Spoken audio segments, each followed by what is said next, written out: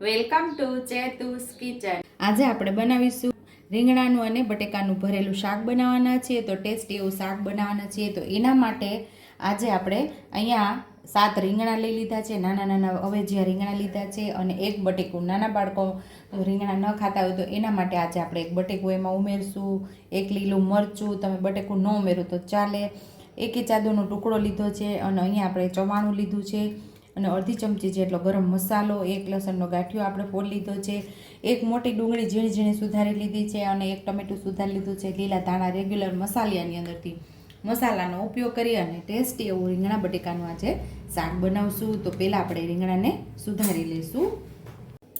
તો રીંગણને આપણે આવી રીતે નીચેથી થોડું દાંડલીનો ભાગ કાઢી અને જે સાઈડની પાંદડી જેવો ભાગ હોય એ કાઢી અને 4 કાપા કરી અને રીંગણાને જોઈ લેવાનો અંદરથી સડેલો ભાગ નથી ને એવી રીતે બધા રીંગણા સુધારી અને પાણીની અંદર ઉમેરી દઈશું એટલે કાળા ન પડે। આપણે બટેકાની છાલ ઉતારી લીધી છે અને હવે આપણે લાંબી લાંબી ચિપ્સમાં એનો કટ કરી લઈશું।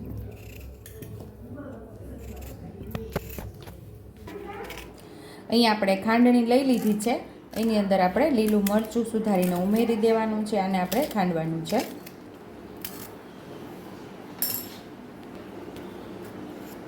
આદુને પણ સરસ આપણે કટ કરીને ઉમેરી દઈશું।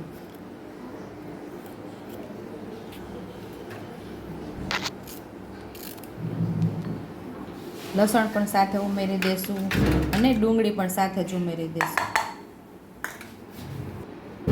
બધું આપણે સાથે ખાંડી લેવાનું છે। થોડું આપણે મીઠું ઉમેરશું, અડધી ચમચી જેટલું જીરું ઉમેરશું,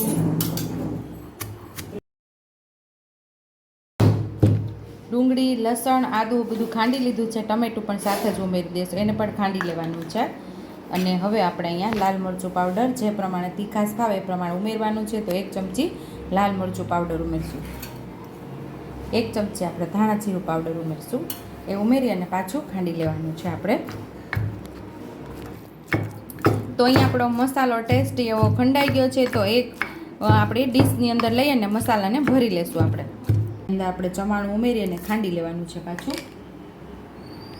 આજે આપણે બધું ખાંડણીની અંદર ખાંડીને લીધું છે। આ જગ્યા ઉપર તમે મિક્સર જારનો પણ ઉપયોગ કરી શકો છો।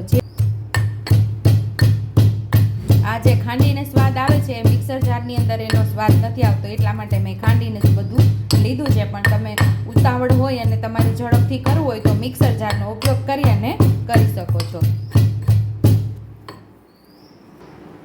અહીંયા આપણે ચવાણું પણ ખાંડીને ઉમેરી દીધું છે, ગરમ મસાલો ઉમેરી દીધો છે અને લીલા ધાણા પણ ઉમેરી દઈશું।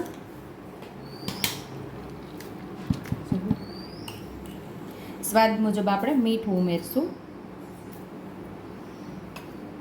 હળદર ઉમેરશું અડધી ચમચી, 5 ચમચી જેટલી હિંગ ઉમેરશું। અહીંયા આપણે ચવાણાનો ઉપયોગ કરેલો છે, તમારી પાસે ચવાણું ન હોય તો કોઈ પણ જાતનું ફરસાણ ચાલે છે। તીખા ગાંઠિયા, મોરા ગાંઠિયા કે ફાફડી ગાંઠિયા। એક નાના પાવડા જેટલું તેલ ઉમેરશું ને સરસ આપણે મસાલાને મિક્સ કરી લઈશું।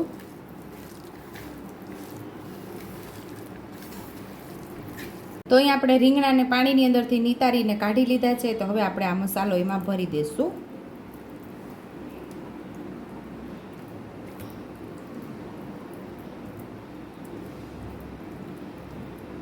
આવી રીતે વ્યવસ્થિત આપણે રીંગણાને ભરી લેવાના છે। તો બધા રીંગણા આપણે ભરી લેશું।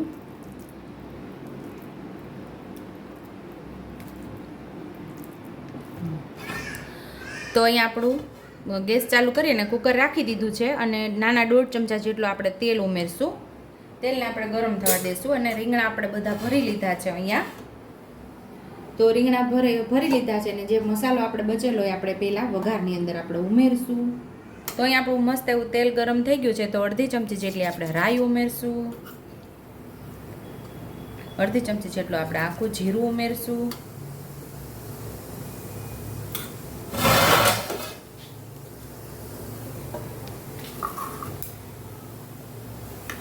રાઈ જીરું સરસ ફૂટી ગયા છે તો 5 ચમચી જેટલી હિંગ ઉમેરશું।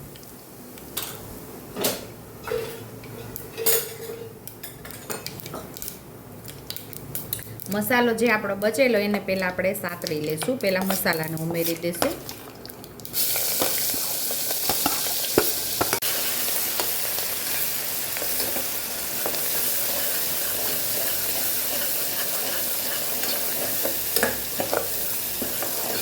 મસાલો આપણે થોડો સતળાઈ જાય એટલે આપણે બટેકા ઉમેરી દઈશું, પછી રીંગણા ઉમેરી દઈશું.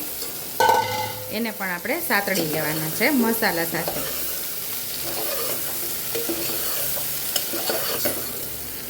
તો મસાલા સાથે આપણા રીંગણા અને બટેકા મસ્ત એવા સતળાઈ ગયા છે. મસ્ત એવી ખુશ્બુ પણ આવે છે, મસાલો સતળાય છે અને સાથે રીંગણા પણ સતળાય છે. એનો સ્વાદ એવો મસ્ત એવો આવશે શાકનો કે તમે પૂછો વાત ન પૂછો, એવો મસ્ત સ્વાદ આવશે. બધા આંગળા ચાટતા રહી જાય એવું આ શાક બને છે રીંગણા બટેકાનું.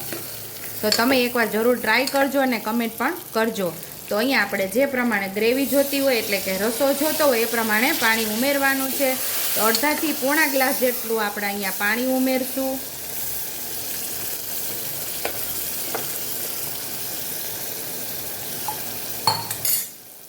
કુકરમાં આપણે 2 સીટી લઈ લેશું. કુકરમાં આપણે 2 સીટી થઈ ગઈ છે અને હવે ખોલીને જોઈ લેશું. તો મસ્ત એવો આપણા રીંગણા સરસ પાકી ગયા છે. તો સર્વિંગ બાઉલની અંદર આપણે સર્વ કરી લઈશું. સર્વિંગ બાઉલની અંદર આપણે શાકને સર્વ કરી લીધું છે અને આ શાકને તમે રોટલા, ભાખરી કે ખીચડી સાથે ખાવાની ખૂબ જ મજા આવે છે. અને ઉપરથી આપણે લીલા ધાણાથી હવે ગાર્નિશ કરી દઈશું. જો તમને મારી રેસીપી પસંદ આવી હોય તો મારી રેસીપીને લાઇક કરજો, શેર કરજો, સબસ્ક્રાઈબ કરજો, બેલ આઇકોનને દબાવતા ભૂલતા નહીં અને કમેન્ટ બોક્સમાં કમેન્ટ કરજો કે મારી રેસીપી કેવી લાગી. તો આવજો.